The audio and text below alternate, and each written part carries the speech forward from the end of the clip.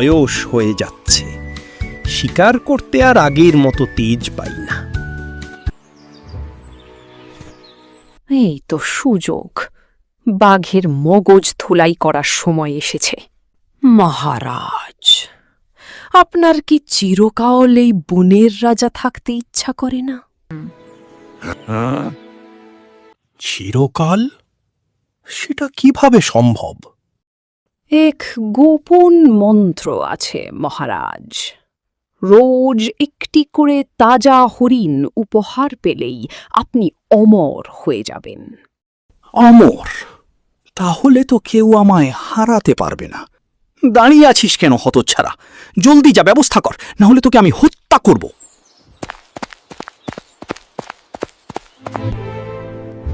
ওরে, আমি অমর হতে যাচ্ছি। কি খুশি আকাশে বাতাসে। শোনো সবাই, বাঘ আজ থেকে তোমাদের আর মারবে না, যদি তোমরা আমার কথা শোনো। কিভাবে আমি তোমাকে বিশ্বাস করব বলো আগে। বিশ্বাস করো, আমি বাঘকে ওই গভীর খাদে ফেলে হত্যা করব। যদি তোমরা আমার কথা শোনো, তাহলে তোমরা চিরদিনের জন্য মুক্তি পাবে। ঠিক আছে পণ্ডিত মশাই, তার জন্য কি করতে হবে আমাদেরকে বলুন। শোনো, আমি তোমাদের 3 জনকে 3 দিন এই গর্ত পাহারা দিতে নিয়ে যাব। এখন যাচ্ছি, একজন রেডি থেকো, বিকালে এসে নিয়ে যাব।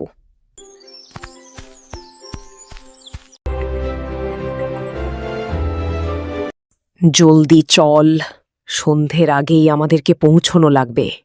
কিন্তু পণ্ডিত মশাই, ওইখানে আমার কি কাজ বলুন তো দেখি? গেলেই দেখবি, এখন চুপ থাক। বাহ, শিয়াল তো কাজের লোক দেখছি।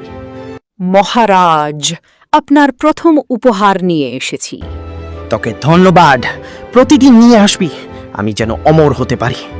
আজ যা আমি ভোজটা শেষ করি।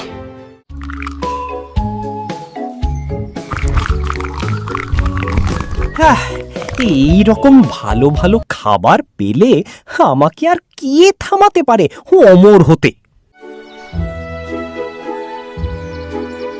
বোকা বাঘ মাংস খাচ্ছে, আর আমি খাচ্ছি তার বুদ্ধি। হলেই টের পাবি বাছা, কত ধানে কত চাল। আর মাত্র 2 দিন, রাজার মৃত্যু অনিবার্য। তারপর আমি তোমাদের রক্ষা করব। ধন্যবাদ পণ্ডিত মশাই, আমাদের জীবন রক্ষা করার জন্য।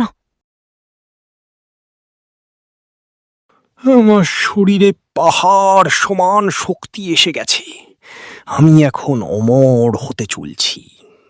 ঠিক বলেছেন মহারাজ, আজ পূর্ণিমা, চূড়ান্ত মন্ত্র পড়ার দিন। আজই আপনাকে ওই পাহাড় চূড়ায় যেতে হবে। জলদি আয়োজন কর, আমার আর তর সইছে না।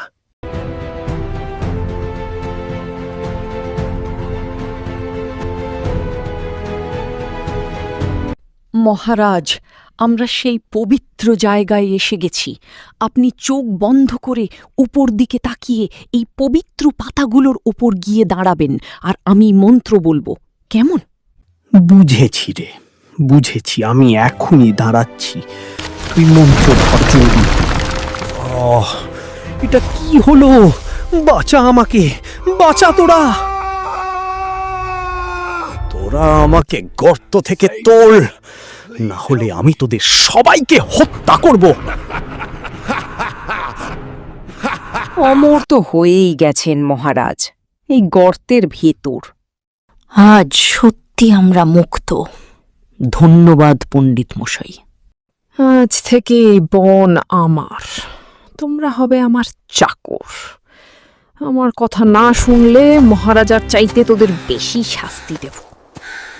কাল থেকে আমার জন্য সেরা ফল আর মধু জোগাড় করবে। কথা না শুনলে মৃত্যু অবধারিত। ঠিক আছে মহারাজ, আপনি যা বলবেন আমরা তাই শুনব। এখনই আপনার খাবারের ব্যবস্থা করছি, চিন্তা করবেন না। এখনই বনে গিয়ে আমার জন্য খাবার নিয়ে আয়, আমার আদেশ পালন কর। বোকার দল, আমার বুদ্ধির সাথে তোরা পারবি না কখনো। মহারাজ, মহারাজ, আমরা আপনার জন্য খাবার নিয়ে এসেছি। বাহিরে আসুন দয়া করে। ও, তোরা আমার খাবার নিয়ে এসেছিস। দাঁড়া, আমি আসছি।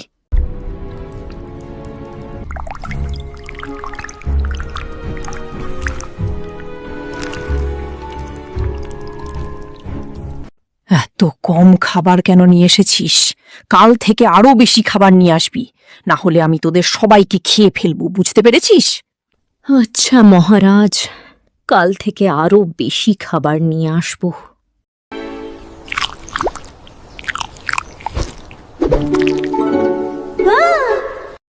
আমরা কি কোনোদিন শান্তিতে থাকব না?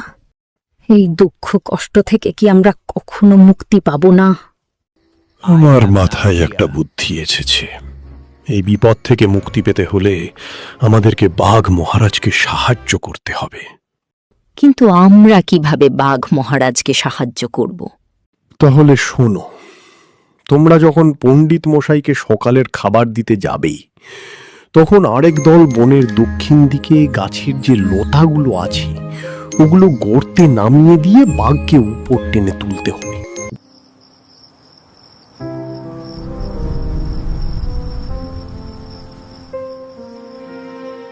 মহারাজ, মহারাজ, আমরা আপনার জন্য আরো নতুন নতুন খাবার নিয়ে এসেছি।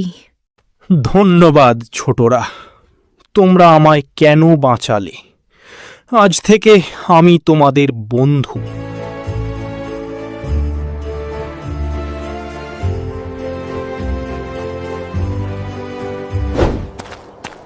শেয়াল কোথায়?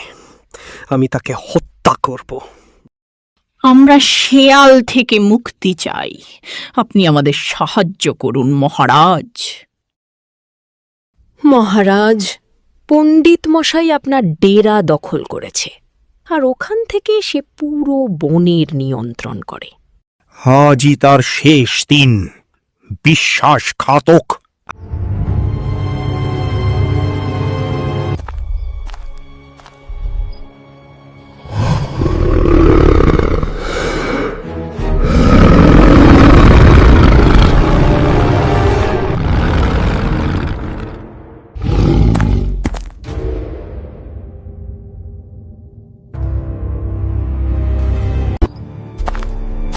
বিশ্বাসঘাতকতার শাস্তি সে পেয়েছে। আমি কথা দিচ্ছি, কখনো তোদের খাবো না। তোরা মুক্তভাবে এই বনে বাস করবি। ধন্যবাদ মহারাজ, আপনার এই ঋণ আমরা কোনো দিন পরিশোধ করতে পারব না।